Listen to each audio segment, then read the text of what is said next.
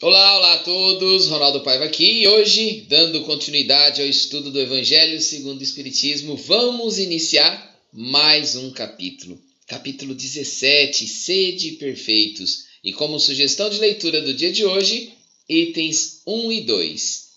Caracteres da perfeição, item 1.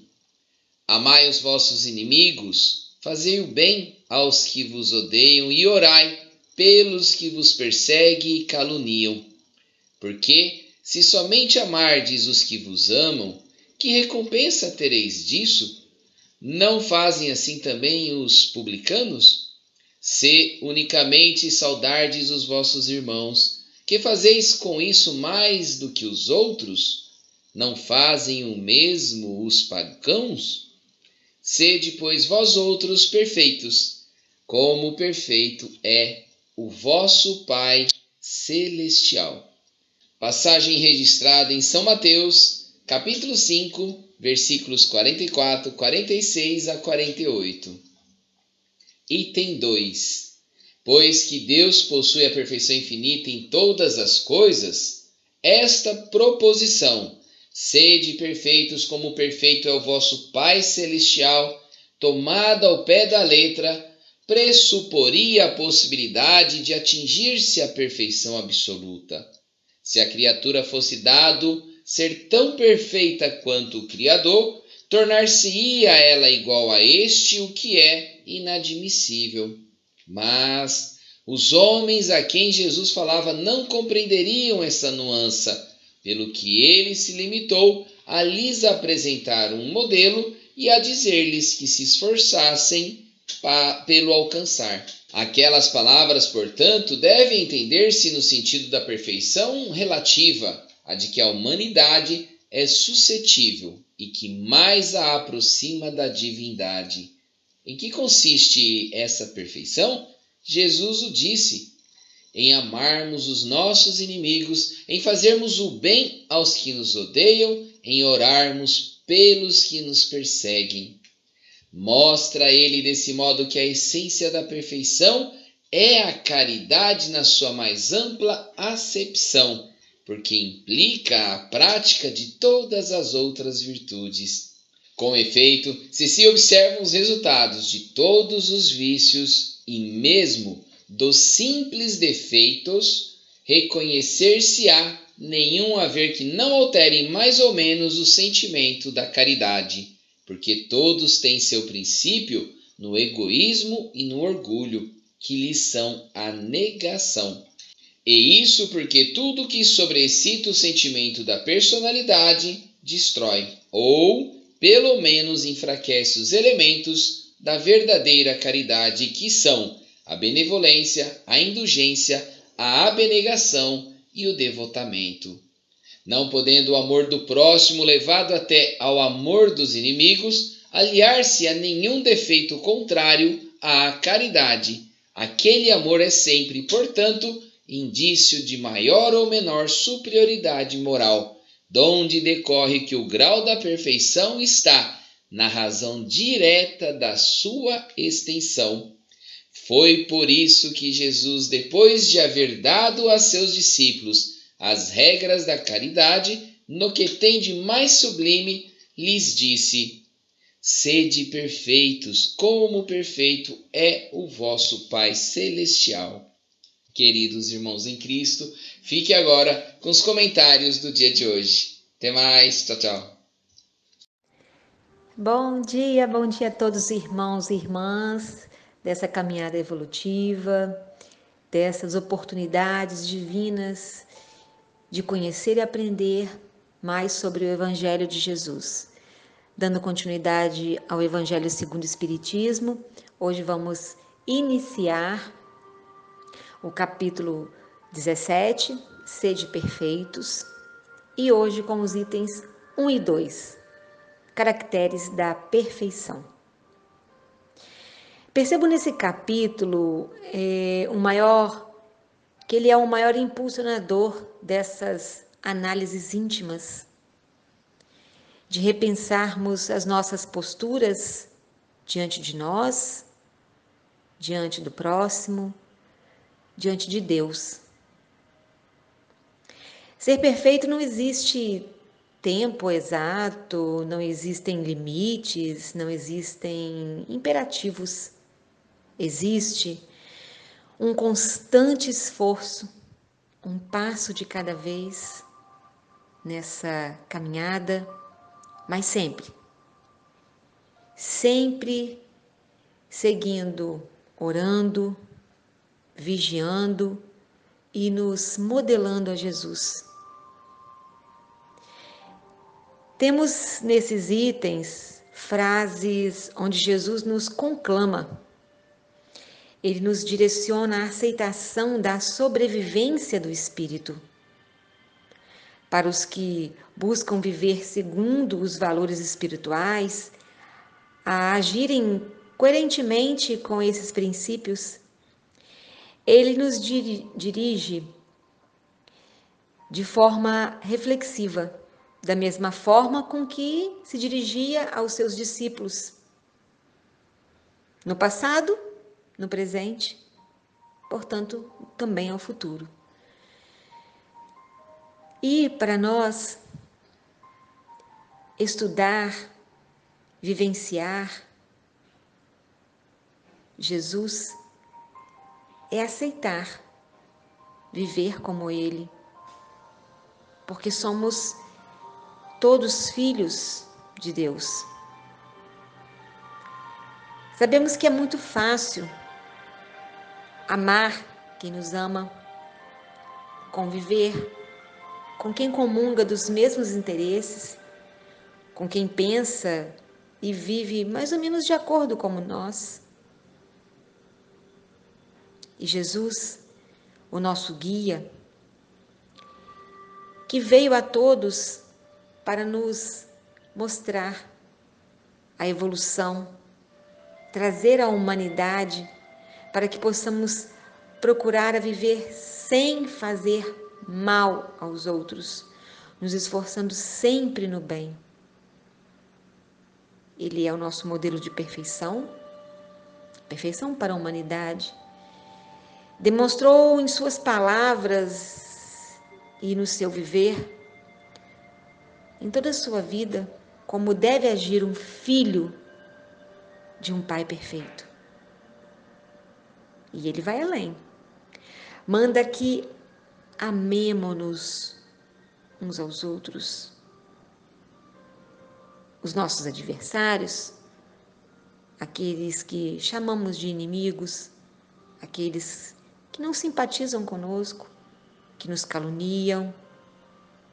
Isso é indistintamente, porque somos todos filhos de Deus. Sim, todos nós somos. Mas não agimos como.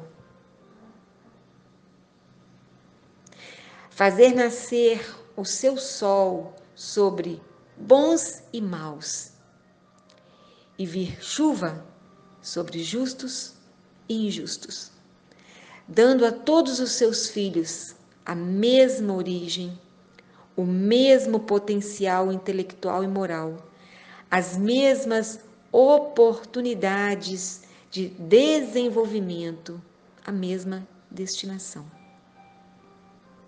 Deus é a perfeição absoluta e infinita. Não faz distinção entre os seus filhos. Criou-nos simples e ignorantes. Deu-nos a responsabilidade de realizarmos o próprio desenvolvimento. Para isso, temos que desenvolver em inteligência e em moralidade. A primeira, em inteligência, buscando a capacidade de descobrir, de raciocinar, de conhecer, de aprender, de criar.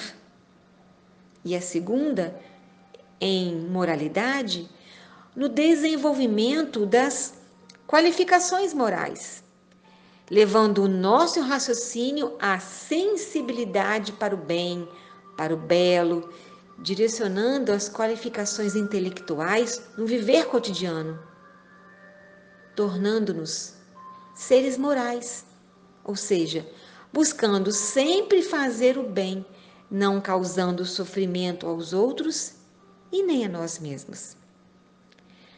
Para isso temos o livre-arbítrio, para fazermos as nossas escolhas com a consequente responsabilidade dos efeitos das mesmas.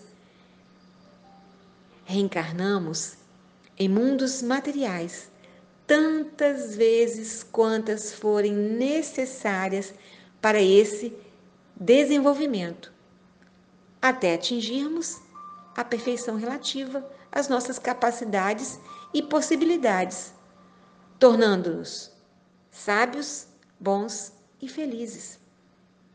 Então não basta desenvolver intelectualmente. É necessário também que façamos o nosso desenvolvimento moral.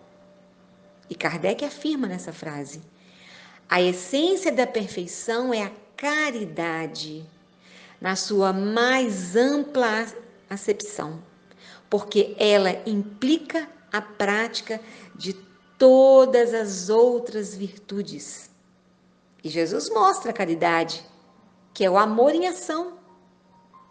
É ver em qualquer pessoa um semelhante, um filho de Deus, um irmão em processo de desenvolvimento, sujeito a enganos, erros, omissões, mas perfectível, como nós. E que possamos enviar sempre vibrações de harmonia e paz, fazendo por cada semelhante, por cada irmão, o que for possível, assim como desejamos que façam a nós.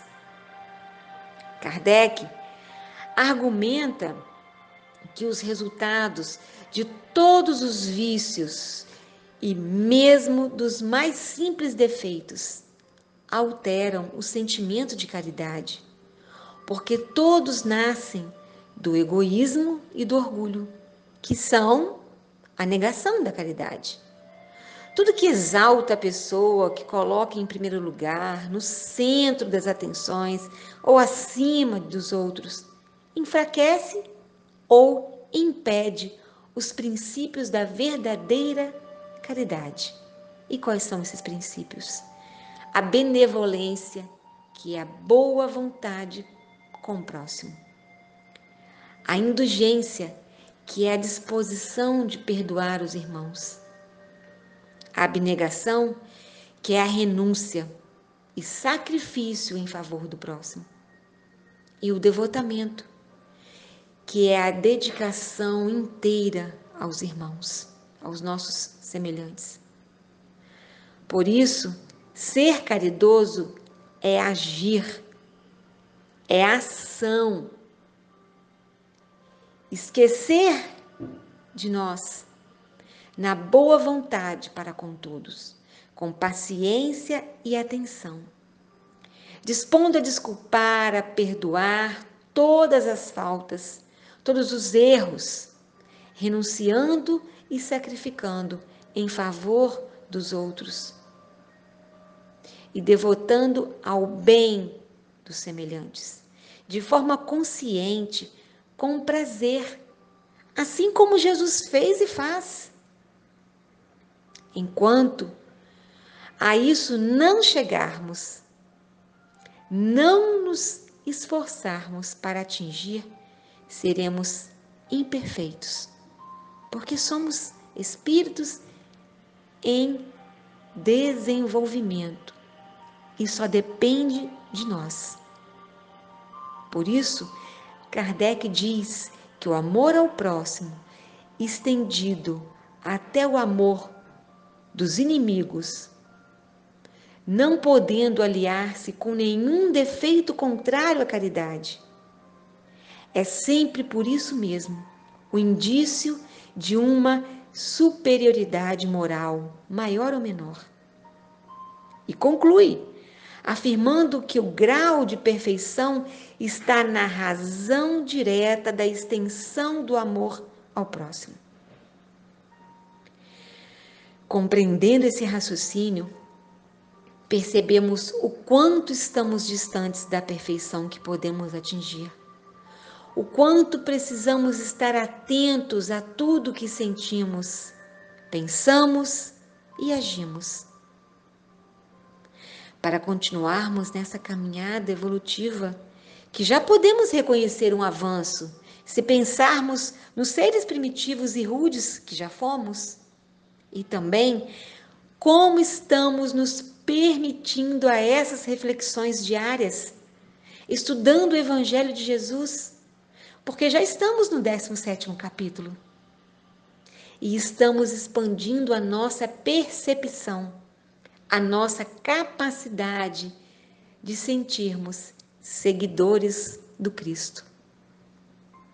Hoje, já estamos interessados em usar a nossa inteligência no entendimento dos ensinos de Jesus, porque só compreendemos esses ensinos com a razão e com a sensibilidade espiritual. Podemos conscientemente nos esforçar em praticar a cada dia, no dia a dia, no nosso cotidiano, errando cada vez menos e acertando cada vez mais, e assim caminhando. Somos capazes de muito mais, só depende de nós.